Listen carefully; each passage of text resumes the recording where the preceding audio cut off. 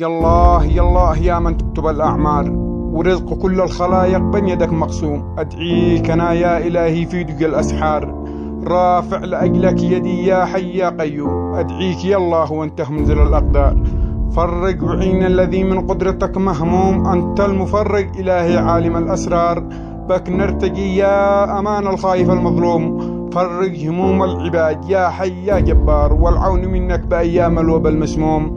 وأيام تأتي علينا متعبه وأخبار، ضاع السلا والفرح قد جيلنا محروم، وتبدلت بالأسى قد جيلنا منهار. مستقبل الكل ضايع للأسف مهدوم، يالله حال المواطن صار كله صفار. وقيل أهل اليمن في وقتهم مهزوم، واختم صلاتي بمن هو داخل الأفكار. محمد المصطفى من ريح المهموم. سلامتكم.